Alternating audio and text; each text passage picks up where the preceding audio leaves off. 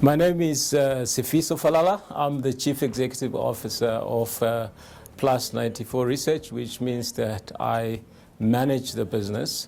It means that I am responsible for the vision in the business to ensure that it grows, and I have to analyze the business every day and understand the customer base, because the customer base changes every day. The most important thing is to innovate and is to create a reality that initially was false. If you look at this business 20 years ago didn't exist. But you look at it now, we've got 3 branches just in Johannesburg. We've got a branch in Cape Town. We've got a branch in Durban.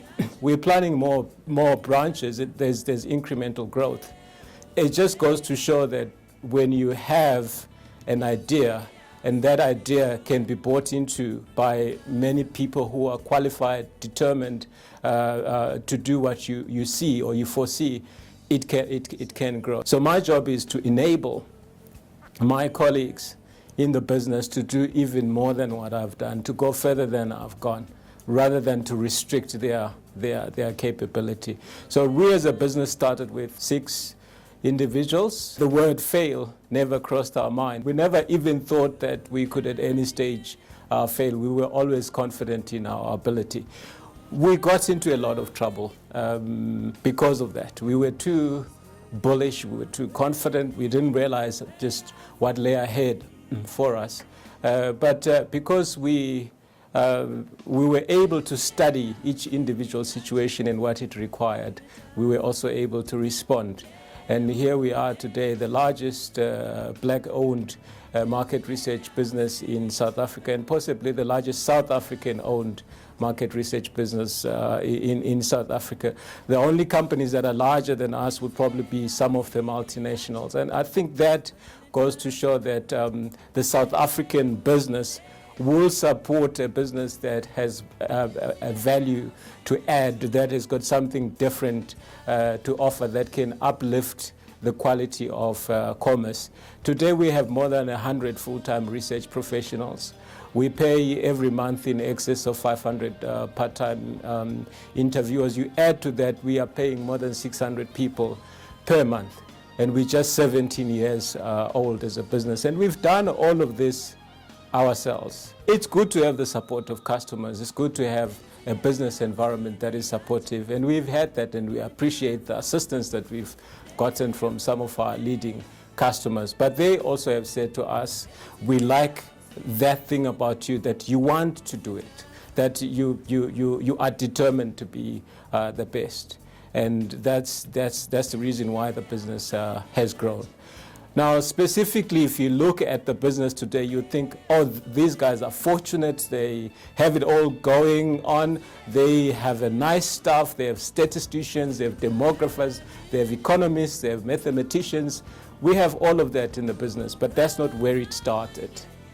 You look at the history of an African person, it's a very humble one. Myself, was born in a rural area. I nearly died a few times from drowning. Going to school, I used to walk barefoot.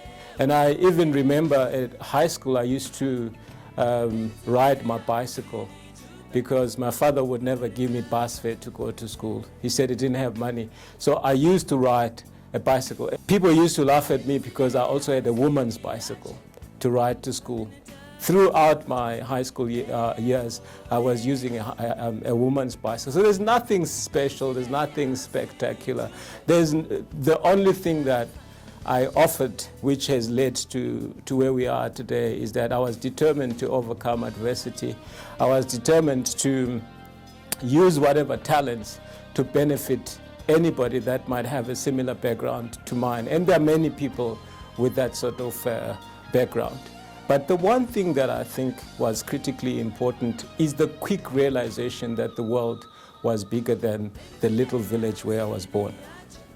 I think the sooner one realizes that, When you go into the city, you realize that the world is bigger than Johannesburg.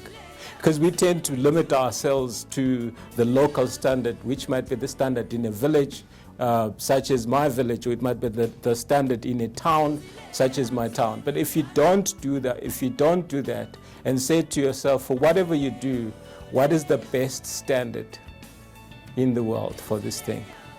And this is where we think we've differed. We've always tried to look at, can we do it better? As Africans, notwithstanding the fact that we want to do it in an African way that can challenge thresholds.